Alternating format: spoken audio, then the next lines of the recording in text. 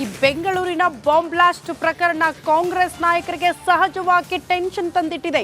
ಕಾರಣ ಲೋಕಸಭಾ ಚುನಾವಣಾ ಹೊಸ್ತಿಲಲ್ಲಿ ಕಾಂಗ್ರೆಸ್ ಪಕ್ಷಕ್ಕೆ ದೊಡ್ಡ ಮಟ್ಟದ ಇರಿಸು ಮುರುಸು ಉಂಟಾಗಿದೆ ಈ ಪ್ರಕರಣದಿಂದ. ಇನ್ನೇನು ಲೋಕಸಭಾ ಬೆನ್ನಲ್ಲೇ ಟಿಕೆಟ್ ಘೋಷಣೆಯ ಸಿದ್ಧತೆಯಲ್ಲಿರುವ ಕೈಪಡೆಗೆ ಈ ಪ್ರಕರಣ ದೊಡ್ಡ ಮಟ್ಟದ ಹಿನ್ನಡೆಯಾಗಿದೆ. ಬೆಂಗಳೂರು ಸ್ಫೋಟದಿಂದ ಸರ್ಕಾರಕ್ಕೆ ತೀವ್ರ ಮುಜುಗರ, ಪಾಕ್ ಪರ ಘೋಷಣೆಯಿಂದಲೂ ಕೂಡ ಇರಿಸು ಮುರಿಸು ಉಂಟಾಗಿದೆ. ಹೀಗಾಗಿ ಕಾಂಗ್ರೆಸ್ ಟಿಕೆಟ್ ಹಂಚಿಕೆ ಮತ್ತಷ್ಟು ತಡ ಆಗೋ ಸಾಧ್ಯತೆ ಇದೆ ಅಂತ ಹೇಳಲಾಗ್ತಾ ಇದೆ. ಸಹಜವಾಗಿ ಆಡಳಿತ ಪಕ್ಷಕ್ಕೆ ಇದು ದೊಡ್ಡ ಮಟ್ಟದ ತಲೆನೋವು. ಕಾರಣ ಇರಿಸು ಮುರಿಸು ಒಂದ್ ಕಡೆ ಶಕ್ತಿಸೌಧ ವಿಧಾನಸೌಧದಲ್ಲೇ ನಿಂತ್ಕೊಂಡು ಪಾಕಿಸ್ತಾನ ಪರವಾಗಿ ಘೋಷಣೆ ಕೂಗ್ಲಾಯ್ತು. ಇದು ಕೂಡ ದೊಡ್ಡ ಮಟ್ಟದ ಟೆನ್ಷನ್ ಆಗಿತ್ತು ಕಾಂಗ್ರೆಸ್ ನಾಯಕರಿಗೆ. ಚುನಾವಣಾ ಹೊಸ್ತಿಲಲ್ಲಿ ದೊಡ್ಡ ಮಟ್ಟದ ಡ್ಯಾಮೇಜ್ ಅಪ್ಪ ಕಾಂಗ್ರೆಸ್ ನಾಯಕರಿಗೆ ಅಂತ. ಇದರ ಬೆನ್ನಿಗೆ ಬೆಂಗಳೂರಿನ ರಾಮೇಶ್ವರಂ ಕೆಫೆಯಲ್ಲೂ ಕೂಡ ಬಾಂಬ್ ಸ್ಫೋಟವಾಯಿತು. ಈ ಪ್ರಕರಣವೂ ಕೂಡ ದೊಡ್ಡ ಮಟ್ಟದ ತಲೆನೋವಾಗಿದೆ ಕಾಂಗ್ರೆಸ್ ನಾಯಕರಿಗೆ. ಇನ್ನೇನು ಲೋಕಸಭೆ ಚುನಾವಣಾ ಹೊಸ್ತಿಲಲ್ಲಿ ಟಿಕೆಟ್ ಅನೌನ್ಸ್ ಮಾಡಬೇಕು, ಪ್ರಚಾರಗಳ ಆರಂಭ ಆಗಬೇಕು. ಈ ನಿಟ್ಟಿನಲ್ಲೇ ಎರಡೆರಡು ಪ್ರಕರಣ ದೊಡ್ಡ ಮಟ್ಟದ ಡ್ಯಾಮೇಜ್ ಆಗಿದೆ ಪಕ್ಷಕ್ಕೆ ಅನ್ನೋದು ಕಾಂಗ್ರೆಸ್ ನಾಯಕರ ಇರಿಸು ಮುರುಸಿಗೆ ಕಾರಣವಾಗಿದೆ.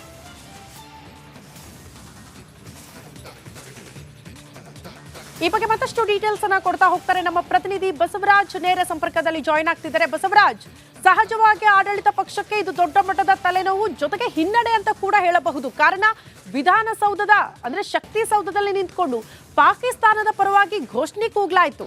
ಅದು ಕೂಡ ದೊಡ್ಡ ಮಟ್ಟದ ಡ್ಯಾಮೇಜ್ ಆಗಿತ್ತು ಕಾಂಗ್ರೆಸ್ಗೆ. ಇದರ ಬೆನ್ನಿಗೆ ಬಾಂಬ್ ಸ್ಫೋಟ, ಎರಡೆರಡು ಡ್ಯಾಮೇಜ್. ಹೇಗೆ ಕಂಟ್ರೋಲ್ ಮಾಡ್ತಾರೆ ಕಾಂಗ್ರೆಸ್ ನಾಯಕರು ಅಂತ? ಖಂಡಿತವಾಗಿಯೂ ರಾಜ್ಯ ಕಾಂಗ್ರೆಸ್ಗೆ ಇದು ದೊಡ್ಡ ಮಟ್ಟದ ಡ್ಯಾಮೇಜ್ ಆಗ್ತಾನೆ ಇದೆ. ಯಾಕಂದ್ರೆ ರಾಜ್ಯಸಭೆಯಲ್ಲಿ 3 ಸ್ಥಾನಗಳನ್ನ ಗೆದ್ದ ಬಳಿಕ ಕೂಡ ಸಂಭ್ರಮಾಚರಣೆ ಮಾಡೋಕೆ ಕಾಂಗ್ರೆಸ್ ಪಕ್ಷಕ್ಕೆ ಆಗ್ಲಿಲ್ಲ. ಆ ಸಂದರ್ಭದಲ್ಲಿ ಪಾಕಿಸ್ತಾನ ಪರವಾದಂತ ಘೋಷಣೆಯನ್ನ ಕೂಗುವ ಮೂಲಕ ಕಾಂಗ್ರೆಸ್ ಸಂಭ್ರಮಾಚರಣೆಗೆ ಕಣ್ಣೀರು ಹಚ್ಚುವಂತ ಕೆಲಸ ಆಯ್ತು. ಅದಾದ ಎರಡನೇ ದಿನಕ್ಕೆ ಬೆಂಗಳೂರಿನಲ್ಲಿ ಬಾಂಬ್ ಸ್ಫೋಟ ಆಯ್ತು. ಎರಡೂ ಪ್ರಕರಣಗಳೇನಿದಾವೆ ರಾಜ್ಯ ಸರ್ಕಾರಕ್ಕೆ ಸಾಕಷ್ಟು ತಲೆನೋವನ್ನು ತಂದುಕೊಟ್ಟಿದ್ದಾವೆ.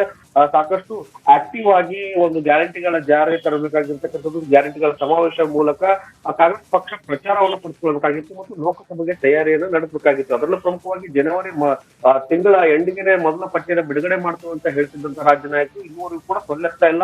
ನಾವು ಪಟ್ಟಿ ಯಾವಾಗ ಬಿಡುಗಡೆ ಮಾಡ್ತೇವೆ ಅನ್ನೋದು ಮತ್ತು ಸ್ವತಃ ಅವರು ಕೂಡ ಗೊತ್ತಿಲ್ಲ ಮೊದಲ ಪಟ್ಟಿಯನ್ನ ಯಾವಾಗ ಬಿಡುಗಡೆ ಮಾಡ್ಬೇಕು ಅನ್ನುವಂಥದ್ದು. ಆ ಕಾರಣಕ್ಕಾಗಿ ಈಗಾಗಲೇ ರಾಜ್ಯ ಕಾಂಗ್ರೆಸ್ ಪಕ್ಷ ಸಂಘಟನೆ ಒಂದಷ್ಟು ಸೊರಗಿದೆ. ಜೊತೆಗೆ ಸ್ಕ್ರೀನಿಂಗ್ ಕಮಿಟಿ ಸಭೆಯನ್ನ ಕೂಡ ನಡೆಸಬೇಕಾಗಿತ್ತು.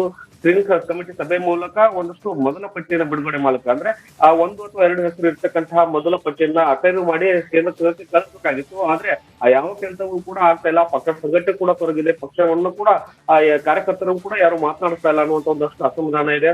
ಒಟ್ಟಾರೆಯಾಗಿ ಎರಡು ದೊಡ್ಡ ಪ್ರಕರಣಗಳೇನಿದಾವೆ ಅದು ರಾಜ್ಯ ಕಾಂಗ್ರೆಸ್ ಸರ್ಕಾರಕ್ಕೆ ತೀವ್ರವಾದಂತಹ ಮುಜುಗರನ ಉಂಟು ಮಾಡ್ತಾ ಇದಾವೆ. ಡ್ಯಾಮೇಜ್ ಕಂಟ್ರೋಲ್ ಮಾಡೋಕೆ ಆಗ್ತಾ ಇಲ್ಲ. ಹಾಗಾಗಿ ಈ ಒಂದಷ್ಟು ಬೆಳವಣಿಗೆಗಳು ರಾಜ್ಯ ಕಾಂಗ್ರೆಸ್ ನಲ್ಲಿ ಆಗಿರೋದ್ರಿಂದ ಇನ್ನೂವರೆಗೂ ಕೂಡ ಯಾವುದೇ ಪಕ್ಷದ ಚಟುವಟಿಕೆಗಳು ಆಗ್ತಾ ಇಲ್ಲ ಮತ್ತು ಟಿಕೆಟ್ ಹಂಚಿಕೆ ಕೂಡ ಆಗಿಲ್ಲ.